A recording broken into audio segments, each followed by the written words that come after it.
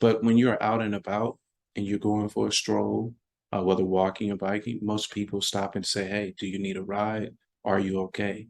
Because the presumption is that if you're doing that, it's because you don't have access to a car. Hello, I'm Bill Nesper, Executive Director of the League of American Bicyclists. Thanks for joining us today. I'm thrilled to be joined by street level researcher and thought leader Charles T. Brown, who is the recipient of this year's Bicycle Friendly America Leadership Award, which recognizes civic, academic, and business leaders who have made a significant contribution towards our shared goal of an America where bicycling is safe, comfortable, and accessible for all.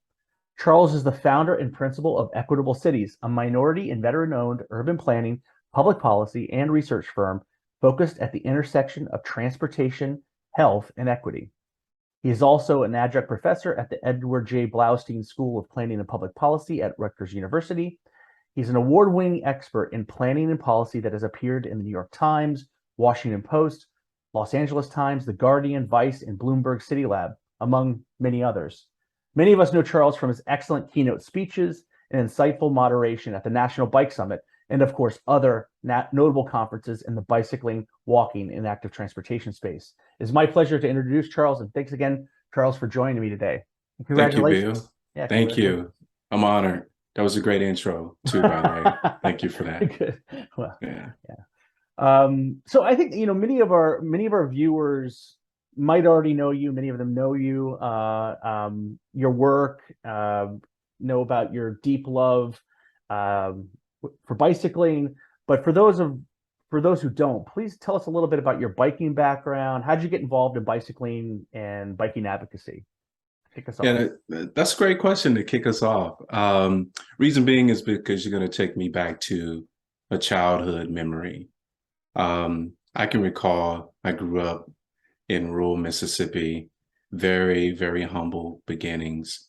Both of my parents are outstanding, but my mother was the one who raised me or reared me, as they should say, or as I should say, exclusively. But that made it very difficult at times to be able to afford the things that a very ambitious child like myself wanted. And one of those things was I used to want a new bicycle every Christmas, like most children. But it was very difficult for my mother, a single parent with three children, to, of course, afford those bicycles. Thankfully, I grew up in an area that wasn't planned at the time, which means I grew up in some apartment complexes, and right across the street were friends and families who lived in single family homes who were much more well off than what we were. And in this one particular house, their son used to get a bicycle every Christmas, a new bicycle. And I would look out the window, hoping Santa had brought me a bicycle.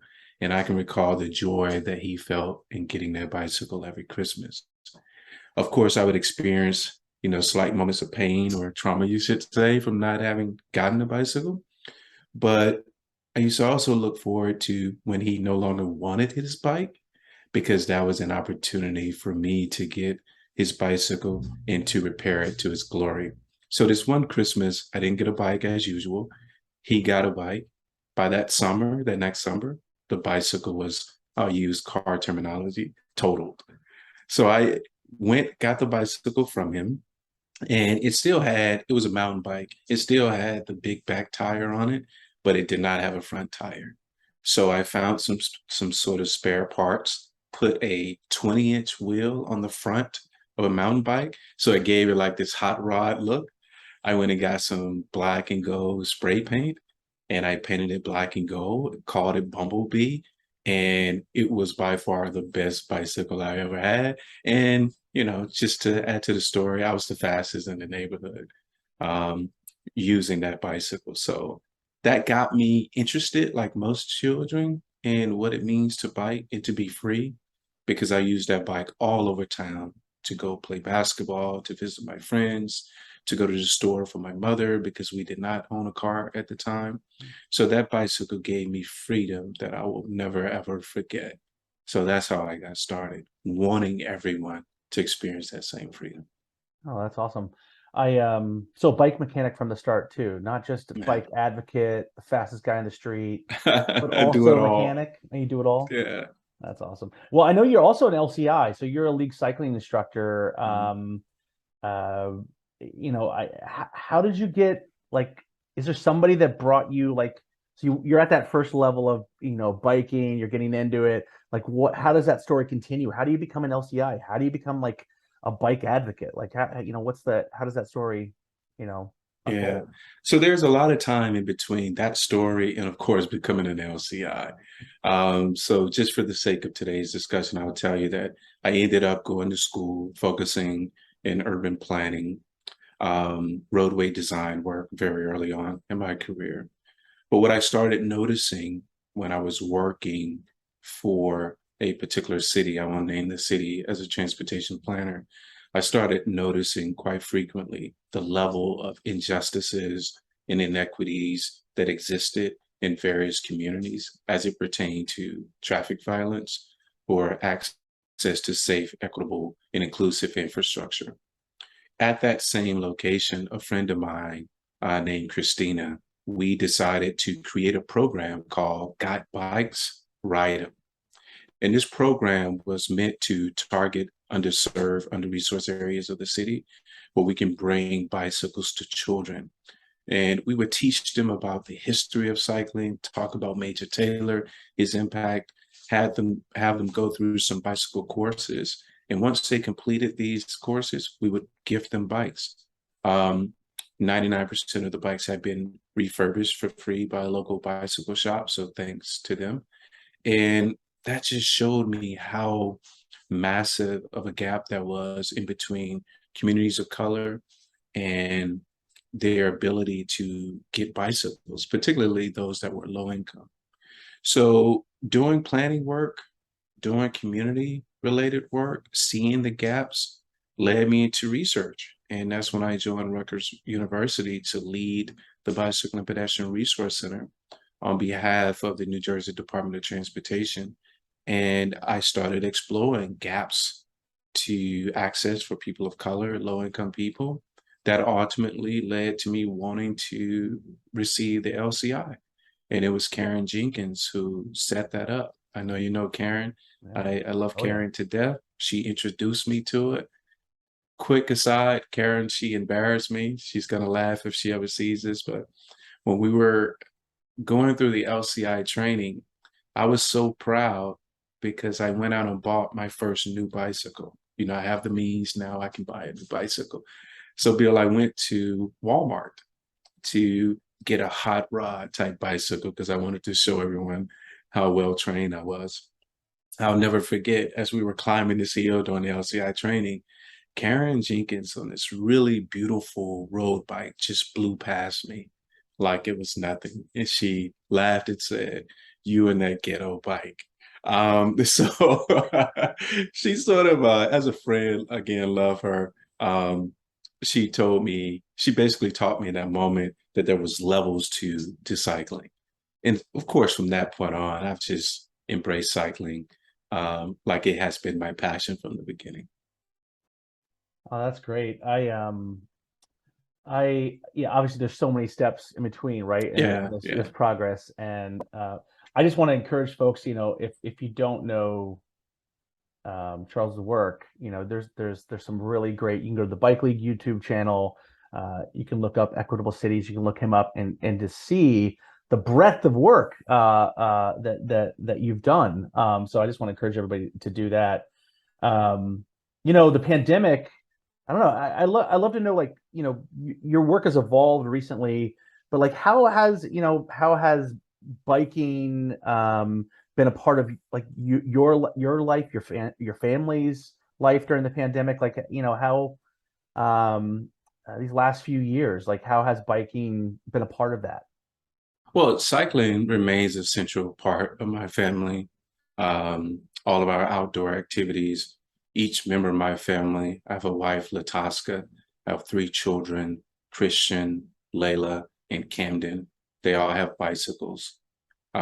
So when we're able to, we go outside and bicycle together as a family. Outside of that, we spend a lot of time walking together, especially within the community. So during the pandemic, it played a very, very key role because, of course, like most people, we didn't want to be stuck in the house during that time. So because we had access to bicycles, safe infrastructure, we were able to get out and enjoy ourselves outdoors without as much concern for COVID as I probably would have had I been in Mississippi during that same period of time. So being based here in New Jersey, where I have access to trails, open space, bicycle lanes in my neighborhood, I was able to bicycle um, without much concern for traffic or traffic violence in the ways in which many people probably are not. So I recognize the privilege that I have Yeah. there. I mean, if you think about your where you grew up in Mississippi, and I'm obviously Yeah. been back to your family, what was the experience a lot different for folks there, like biking, like your family's life back in Mississippi? Like, was Yeah. it a different experience? Oh, absolutely. I think it has a lot to do with the household income at the time when I was coming up. It was, we were below poverty, the poverty level. So that meant that number one, it was difficult to get your hands on a bike. Number two, it also probably meant you didn't have access to a car. And during those times, I can tell you, the you were really aiming towards getting a car, not a bicycle, if you were a family, because you had to commute so far just to get something to eat, to shop, or to visit friends and family. So when you compare where I'm at now versus where I grew up, car was king where I grew up. Here, you have the option to use car, to use bike, e-scooter, or even public or private transit. So a lot more options here than there. I also find that the quality of life overall is much better for social reasons, for political reasons. In fact, I shouldn't say only, but I've had COVID twice. And each time I got it, it was when I visited Mississippi. So again, from a social political standpoint, it is much different. I love Mississippi. My wife is from there. My family's there. It's just that these two places couldn't be more different. Yeah, so that's really true. And I'm thinking about, like, where I'm from in Florida, and like just how different it is to grow up. I mean, I think the socioeconomic factors alone, um, but also like the land use, right? I mean, I feel Yeah, like there's, the difference between growing up where the distances are much greater, and the opportunities, as you say, to like ride are seemingly and in reality so much more limited than what you're experiencing now. There are a lot of barriers that we have to work on here, to make bicycling, safe and accessible and comfortable and easy for people to do. So you're yeah. I would yeah, add one other thing yeah, to that, please. Bia. And I know I'm generalizing here when I speak about Mississippi. So to my Mississippi family, please understand the context in which I'm answering this question. I do so out of love and respect for how we were reared there. But another difference has to do with the fact that if you're biking or walking there, most times people think that it's solely because you don't have a car. I never thought of cycling or walking in Mississippi as a recreational activity, or especially as a transportation related activity. It was probably more so recreational, correction, than transportation. But when you're out and about and you're going for a stroll, whether walking or biking, most people stop and say, "Hey, do you need a ride? Are you okay?" Because the presumption is that if you're doing that, it's because you don't have access to a car. And so that's another shift in the mindset, um, and the way people approach mobility here versus there. I love the fact that there, your neighbor would stop, whereas here, they probably won't.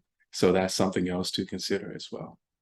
I know when you said that, I was like, well, that's pretty nice of them, Hmm. looking out for each other. It's funny, you saying that just remind me of a conversation we didn't have too long ago, where we're talking about being in the room, even in like a big city, though, advocating for better bicycling infrastructure, right? Maybe even simple as like a bike lane. Oh, we're narrowing down a travel lane to 10 feet or whatever, and we're trying to get in the bike lane. and still, how difficult it is to this day, even in big cities, to make the case for bicycling as just a sensible way for people to get around. Right. Yeah. Any take on that sort of like, just on how on doing that kind of work and advocating for those kinds of interventions? Yeah, when I advocate for cycling, I advocate with a great sense of humility and respect for local culture. I'm reminded that the work that we do, not many people do across this world. And so I think within the cycling movement, oftentimes we forget how unique we are and what a bubble we operate in. Because if I tell my family I work on bicycle and pedestrian master plans, they have no idea what I'm talking about or why I would even be interested in earning a living that way. I think they've come around to better understand the importance of it, and many of them are now able to identify elements of the built environment that do make it safer. For instance, protected bike lanes, um, multi-use paths, lighting, or sidewalks, which we didn't have in my town growing up and still don't have. In fact, in my town of less than 500 people, we didn't even have a traffic light. That lets you know how small it was. But when I advocate today, I approach the work through that lens, understanding that not all people get it. And so what we have to do is take our time with people, understand that what encourages or motivate them to pursue these policy, system, and environmental changes is probably not the same reasons that we advocate for it. For instance, one word that connects with most people is freedom. Just having the freedom to exist in public space, to be a kid again, that's where I start with people. I ask them to think about the times when they were most free. And that's usually around 7 to 10 years old. And they're saying it was at that time they were riding a bicycle. So that's how I approach it. We can get into some of the more technical ways I go about it, but that's less interesting to the majority of people than simply talking about freedom, which we all can relate to. I think that's so powerful. No, yeah, thanks for that insight and thanks for your advocacy in there and in making those connections. You're right. Like, I mean, I have the same experience when speaking to my family after working at this for 20 years. Friends and family are, oh, yeah, okay, wow, that's a thing. Like, like you mentioned plans and there's meetings that are happening and there's effort and there's money to transform the built environment, but oftentimes not the political will to do it. And Yeah. to have difficult conversations with folks about traffic violence and the lack of access to bicycling is a challenge. So you are the recipient of this Bicycle Friendly America Leadership Award, and your work, especially over the last few years, with the focus on arrested mobility, has challenged all of us to do more to build to build truly bicycle friendly communities and really thinking about is this truly a bicycle friendly community? What can we do better? Could you tell us a little bit about that work around arrested mobility and, what you do to challenge us as individual bike advocates and educators to do more to make our communities truly bicycle friendly? Sure. One of the things I would like to be known for is to not talk about what people should do, but to be the example for them. I believe that your action speaks much louder than your words can or often do. So, what I do, Bill, is put into practice the need to be involved in your community on a civic level. For instance, I'm the vice chair of my township's planning board. So I'm spending time on a local level, not just advocating for policy, system, and environmental changes, but ensuring that it happens by being present at those meetings, being a voice to ensure that my town develops in a way that is highly considerate of bicycle and pedestrian accommodations and accommodations to other forms of mobility and safety as well. So that's one way I do it. Another way that I do it is through practice. I mean, I still practice as a planner and as a researcher And every project that I consider to be part of, that project has to center equity within its decision-making processes. If not, I choose simply not to be affiliated with that project or the people that are there. So sometimes refusing to come on board a particular process is a form of advocating for what's right. I also teach at a university where my classes, there's usually a waiting list. And it's a waiting list because I unapologetically teach the children, well, my students, about the importance of advocating for what's right and then giving them the tools and the methods to see that through. Many of them I've hired, many of them I continue to mentor. So my imprint on those students is present throughout the world.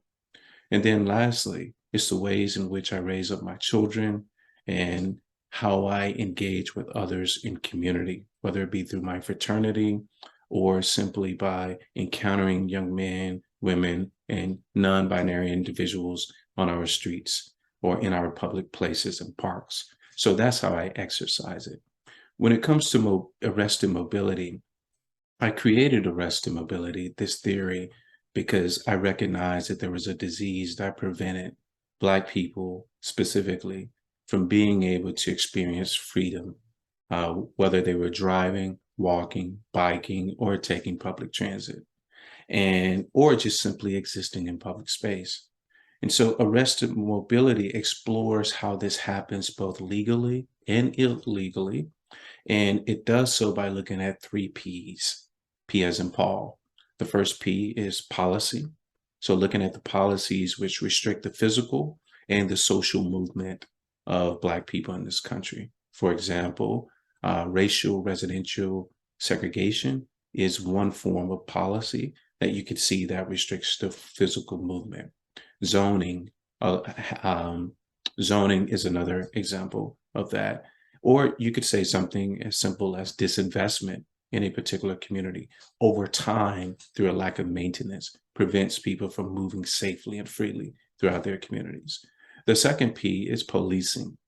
I don't think I have to go deep into that. All you have to do is Google it to see the disproportionate impact that policing has on the mobility of all people of color, but specifically Black people, low-income people, and the unhoused.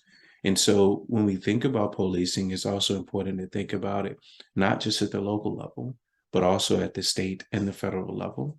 And university systems have their police forces as well. They too restrict the movement of Black, brown, and low-income people that are proximate to universities. And then lastly is polity, looking at the self-deputization of non-Black citizens who work hand in hand with law enforcement at various levels to bring about the policies which ultimately arrest the mobility of Black, brown, and low-income people in this country. And so I created this idea of arrested mobility to diagnose a disease that has been present since day one, but many people were not paying close attention to it as it related to mobility. And given the fact that I've worked with and in communities of color all across North America, it was fitting that someone like myself advocate for change as it related to arrested mobility. Yeah, thank you for that. Thinking about, and we can all, again, encourage everybody to learn what you can about arrested mobility and find reports and resources online. Website. Yes. Yeah. Podcast. Oh yeah, the Arrested Mobility podcast. Exactly. So there's a lot to learn. Is there anything that you want to share in closing with bike advocates? This is mostly folks who we're a network of local change makers, and people are like trying to do their best to show up at the local level and then also at the state and national levels too. Right. Is there any sort of words of wisdom or a challenge to us in our advocacy as we develop to make a truly bicycle-friendly America for everyone, capital E, everyone? Yeah, I don't know if I have much of a challenge. I do want everyone to know that I love them. That means a lot to me. Um, I think what we need to do is spend less time talking, do more time working. So don't just talk to talk, be about business unapologetically, because that's what's going to bring about the change. I really love your leadership, Bill. I think what you're doing is fantastic, along with your colleague Ken and many others. So please continue that. I think we need more partnership. We need more people who aren't as fearful of bringing about change. We need people that understand the value of sacrifice and what it means to be willing to sacrifice even your own selves and your own quality of life for the benefit of others. And so for me, the challenge is for people not to be selfish, for people to love their neighbor as thyself, as we say in Mississippi, and to just be about the business. Less talking, more work. But don't forget the people that have come before you, the people who will be coming after you, because they need that mentorship and that guidance. And so if there's anyone out there that is willing to work unapologetically towards creating the future that we want, give me a call. If not, stay away. All right. Well, I just want to say thanks again for your leadership and all of your great work and spending time with us today. We're so proud to recognize you with this award and look forward to continuing to work with you at all levels. So thanks so Thank much. you. Thank Thank you. you. Salute.